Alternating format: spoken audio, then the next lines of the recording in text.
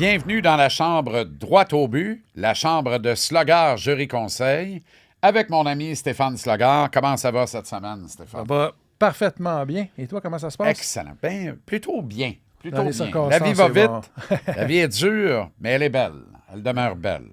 Alors, cette semaine, on parle du refus de rechute, de récidive ou d'aggravation. Donc, le RRA. Il y a tout le temps des diminutifs là, partout. Alors, c'est important d'apprendre le dialecte. Alors, rechute, récidive, aggravation. Pourquoi et comment on doit réagir dans ces moments-là? On a ça sous 3 axes, 3 messages clés. Une RRA n'est pas automatique. Elle doit être démontrée. Autrement dit, ce n'est pas parce que votre condition s'aggrave que la CNESST va nécessairement le reconnaître. C'est un point important. Ce qui est important, c'est il faut se rappeler, la rechute récidive aggravation, c'est une détérioration d'une condition médicale. C'est jamais facile déjà d'avoir un événement, mais quand tu as un événement qui s'aggrave, c'est pas évident. Puis là, ici, ce qu'on parle, c'est pour les travailleurs et travailleuses accidentés, ceux qui sont indemnisés par la CNESST, il faut le rappeler. Donc, c'est un chapitre particulier qui a beaucoup d'émotions autour. On va regarder ça ensemble aujourd'hui parce que quand tu es un travailleur accidenté, que tu fais face à une RRA, rechute récidive aggravation, ça rappelle parfois des mauvais souvenirs. Donc, on va fouiller ça ensemble aujourd'hui. Il y a également le lien avec la lésion initiale, qui est évidemment l'élément central du truc, parce que si tu n'as pas un lien clair et médicamenté, idéalement, pour appuyer ça, tu as un refus très probable. Oui, bien, il faut se rappeler que l'assureur CNSST a 2 clients, le client employeur et le client travailleur. Et quand il va émettre une décision d'acceptation ou de refus d'une rechute récidive aggravation, mais un peu comme à l'admissibilité d'une réclamation initiale, mais il y a des critères, rien d'improvisé ici, là. Donc, est-ce qu'il y a un lien dans cette rechute-là avec l'événement d'origine, oui ou non? Ça, c'est important. Puis si on veut prendre un exemple grossier, si quelqu'un présente une réclamation pour une rechute récidive aggravation à la CNSST, mais que l'événement d'origine remonte à 10, 15 ou même 20 ans, bien malin celui ou celle qui peut établir le lien direct entre cette condition-là qui est une aggravation et l'événement d'origine. Parce que la vie continue entre les deux événements-là. Et comme dans bien d'autres cas, un refus de RRA peut être renversé, évidemment, Stéphane, si le dossier est bien structuré. Oui, puis pour ceux qui ont écouté les balados au processus d'évaluation médicale juste avant, ben je te dirais que c'est la preuve médicale qui fait la différence. Donc, le rapport médical qui atteste de la rechute récidive aggravation, si le médecin établit déjà le lien sur le biais médical, comme quoi, ben ça, c'est une rechute d'un événement antérieur, et si en plus c'est marqué sur le biais médical, là, on a quelque chose d'important. Mais à éviter, le travailleur qui va voir le médecin, « Je me suis blessé, docteur, j'ai eu un accident. Ah, c'est quand? 3, 4, 5 ans, qu'est-ce que c'était? Ah, puis là, tu es vague puis imprécis. Donc, le médecin va remplir un billet médical vague et imprécis. Et avec un assureur comme la CNSST, qui est quand même rigoureuse dans ses processus, force est d'admettre qu'il y a des chances que ce soit un refus, là. On rappelle que cette balado vise à informer et à vulgariser des notions générales. Ça ne constitue pas un avis juridique, pas plus que ça ne remplace une consultation personnalisée parce que tous les dossiers sont uniques et différents avec un avocat. Chaque situation, donc, vaut son pesant, et c'est vraiment le cas de le dire, pour obtenir un conseil adapté à votre situation. On vous invite à consulter un avocat. Stéphane Slogard n'est pas avocat, mais il connaît les meilleurs. Chez Slogard Jury Conseil, on a tout ce qu'il faut pour bien vous encadrer. Alors, cas type, Stéphane, tu t'es déjà blessé, ton dossier est accepté, tu retournes travailler, mais là, ça recommence à faire mal. Oui. Il y a ce qu'on appelle une rechute. Alors, tu retournes en réclamation et tu reçois un refus. Pourquoi? Oui, bien, ce qui est important, c'est que quand on soumet une réclamation à la CNSST, que ce soit pour un événement d'origine ou pour une rechute, il faut vraiment être précis. Qu'est-ce qui est arrivé? Comment ça s'est passé? Quand tu as vu le médecin? Quel est le diagnostic? Etc. Donc, c'est refusé quand c'est vague et imprécis. Les compagnies d'assurance n'aiment pas le vague et l'imprécis. Pour eux, c'est une question de risque. Donc, si le risque n'est pas établi clairement, il n'y aura pas d'indemnisation, c'est sûr. Parce qu'une rechute, une récidive, une aggravation, c'est pas automatique, Non. évidemment. Puis c'est là, évidemment, aussi que beaucoup de dossiers se compliquent. Mettons qu'on fait une mise en contexte. Là. Situation typique, retour au travail, symptômes qui reviennent, voire empirent par rapport à ceux d'origine. On se retrouve devant une nouvelle incapacité de remplir nos tâches, de travailler. Évidemment, le travailleur, lui, va être dans l'incompréhension et souvent dans la frustration, surtout face à un refus, parce que pour la même affaire, qui faisait un peu moins mal, il a déjà été accepté. Oui, puis il faut, dans le vrai monde, tu es à la manufacture, tu fais ton travail, tu le fais au meilleur de tes compétences. Malheureusement, tu te blesses. Tu es convaincu que vu que ça a été accepté une première fois, que ça va être accepté une seconde fois, mais il reste que à chaque fois, c'est une nouvelle réclamation. Et à chaque fois, l'assureur CNSST va étudier la situation comme si c'en était une nouvelle. Donc, le lien entre, je vous donne un exemple, tu t'es blessé au genou il y a 1 an, tu as eu une période de consolidation médicale, tu es retourné travailler parce que c'était OK, c'était guéri médicalement. Par contre, ton genou reste fragile et vulnérable parce qu'il y a eu une blessure. Bien, ça se peut que tu te blesses, mais que ça ne soit pas en lien avec l'événement d'origine. Moi, je ne suis pas un médecin. La CNSST, ce pas des médecins, mais il faut qu'un médecin établisse le lien entre, oui, ce diagnostic-là médical qui arrive maintenant, c'est vraiment une aggravation possible de ce qu'il y avait avant. Donc, il faut que ça soit constaté médicalement. Donc, l'assureur CNSST prend des décisions toujours avec des informations de nature médicale. Plus on est précis sur le médical, plus on est précis sur l'événement, plus on a de chances que la CNSST l'accepte. Parce qu'une RRA est une nouvelle bataille, pas une continuité automatique. Ça, c'est important. Exactement.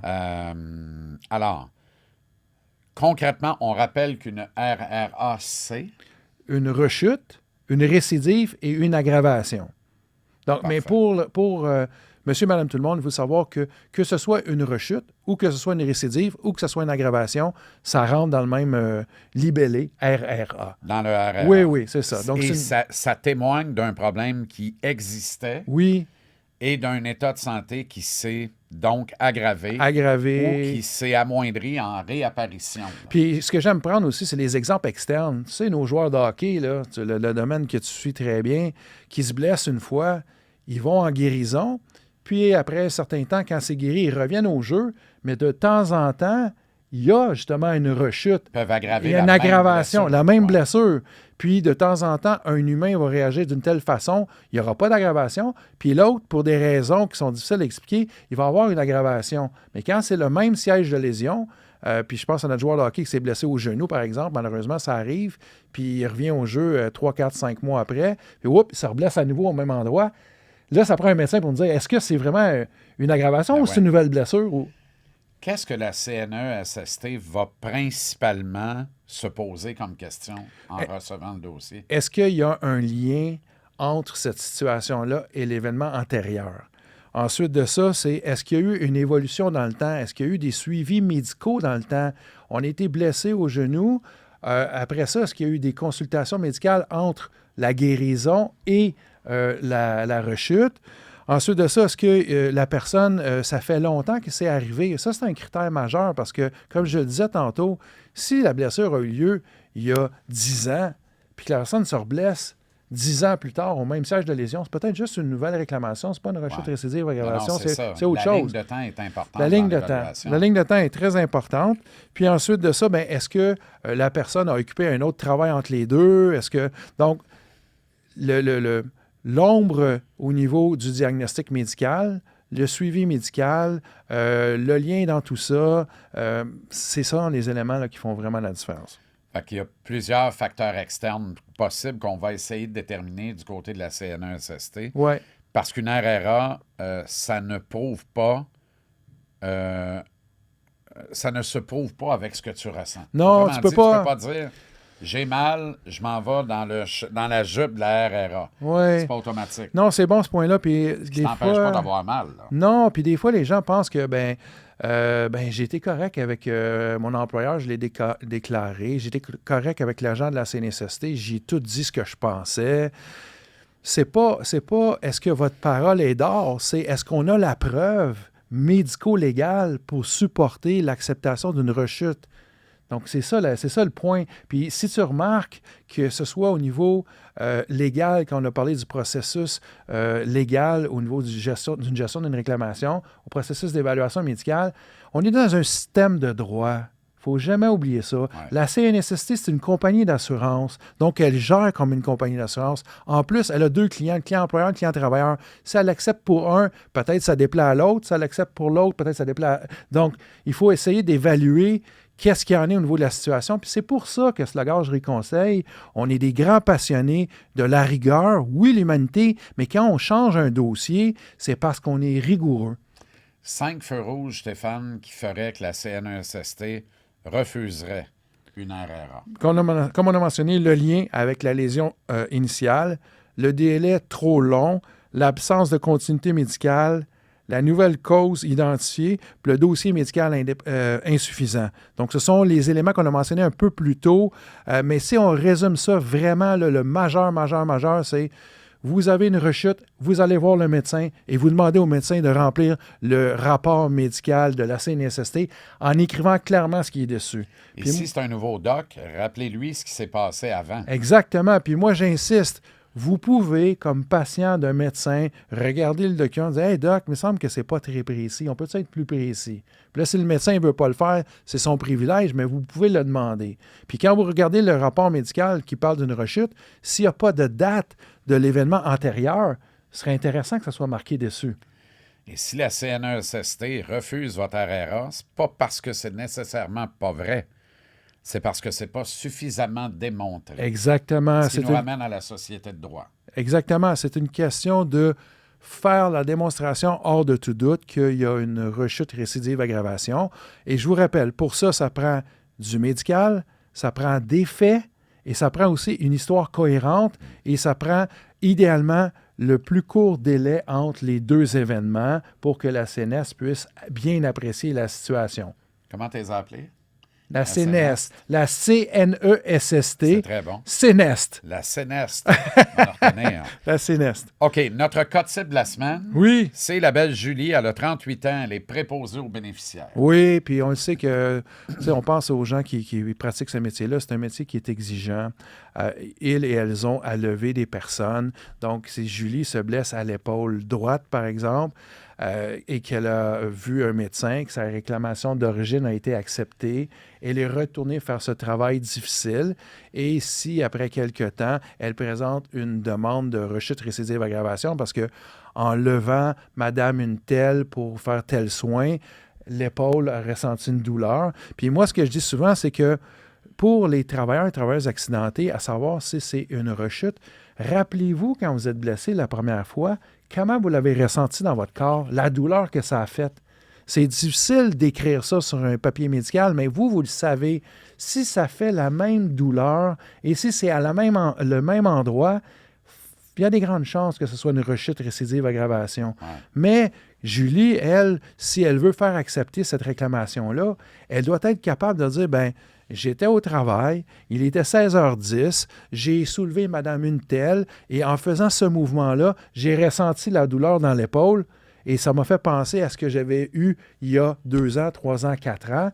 Elle dit ça à son médecin. Le médecin écrit le rapport médical, mais tous les médecins écrivent aussi des notes dans le dossier de la personne. Donc, nous, quand on représente quelqu'un, exemple Julie, si on la représente, on va aussi, une fois que le travailleur, ou Julie a présenté sa réclamation, qu'elle a été refusée par la CNSST, pour prouver le tout, on va demander, tu es allé voir quel médecin, quelle date, on va demander ses notes médicales. Et si le médecin, au-delà du rapport qui est peut-être imprécis, a des notes médicales précises, là, on a une preuve pour convaincre la CNSST de renverser la décision. C'est un exemple concret de choses qu'on fait. Et ce qui est une excellente idée, parce qu'on est devant un problème réel. Des fois, il est jugé insuffisant parce que le dossier médical est flou. On a une absence de documentation. Des fois, on peut ne pas avoir de lien médical écrit aussi. Donc, Oui. tout ce que tu dis, là, comme moi, c'est toutes des alertes, alertes, alertes. Là. C'est important de bien faire les choses et les faire dans le bon ordre. Oui, puis j'insiste, vous écoutez ce balado, la chose très importante à faire, c'est d'être rigoureux. Des fois, les gens me disent « Ah, mais Stéphane, moi, je ne suis pas un gars de papier, je ne suis pas une fille de papier. » Ouais, mais là, on n'est pas dans est-ce que je suis de papier ou pas. Vous faites vos rapports d'impôt à chaque année. Vous n'êtes pas des gens de rapport d'impôt. Vous faites affaire avec quelqu'un qui est spécialisé là-dedans. Donc, ici, ce qui est important, c'est votre devoir, c'est ramasser les faits. Voyez les bonnes personnes au bon moment, faites les bonnes choses au bon moment, puis après ça, ben, les résultats vont suivre. Dossier médical structuré, lien établi avec la lésion initiale. Oui. Très important. Fondamental. Très important. Et là, on peut penser à un dossier qui pourrait être renversé après un refus en première instance. Oui, c'est que la CNSST, elle, quand elle rend sa décision, elle regarde les faits, elle regarde ça rapidement, et puis elle refuse si c'est pas clair. Puis à partir du moment que c'est refusé, ben la balle est dans votre camp, puis c'est votre responsabilité, votre devoir de vous rappeler qu'est-ce qui est arrivé, comment c'est arrivé, d'aller voir le médecin. Puis oui, je sais que les médecins, c'est difficile à trouver. Oui, je sais qu'ils sont occupés, mais ce n'est pas une excuse pour vous pour demander à la CNSST de vous accepter parce que les médecins sont occupés. Je prends la même comparaison que tantôt. Le rapport d'impôt, là, si vous ne le faites pas au bon moment, puis que vous dépassez les délais, puis que le gouvernement voit ça, bien, vous allez avoir votre pénalité, vous allez devoir payer et vous subissez les conséquences. Exact. Ici, en CNSST, si vous ne faites pas ce que vous avez à faire, bien, vous allez subir les conséquences aussi, qui s'appellent un refus, puis vous allez être mal pris avec ça. Alors, on rappelle les éléments indispensables pour faire reconnaître une RRA. Un lien médical clair, explicite, écrit noir sur blanc, très important. Oui. Une cohérence dans la ligne de temps là, de vos symptômes. Pas de rupture inexplicable. Il y a un flou d'un an.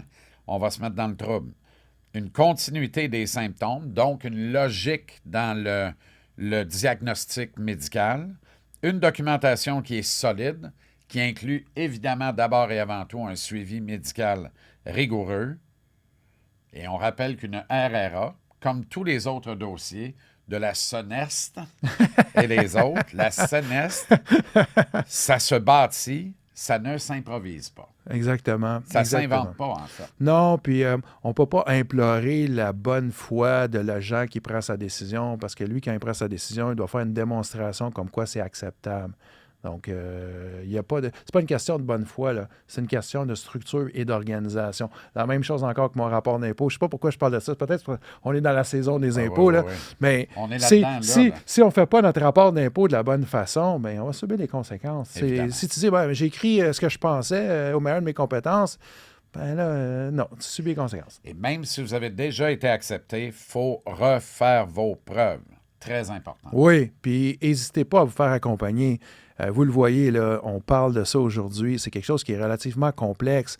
Mais nous, chez Slogar Jury Conseil, c'est notre travail de rassembler les preuves pour aller faire une démonstration. Et vous, votre devoir, c'est rappelez-vous les faits. Vous étiez là sur les lieux quand c'est arrivé. Qu'est-ce qui est arrivé? Allez voir votre médecin. S'il faut attendre 24 heures à l'urgence, bien, vous attendez 24 heures à l'urgence.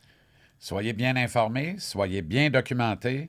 Ne laissez pas votre dossier se fragiliser par quelque laxisme que ce soit. Et une fois que vous avez tous les éléments en main, allez droit au but avec l'équipe de Slogar. Oui, droit au but avec Slogar Jury Conseil. À la semaine prochaine. Salut.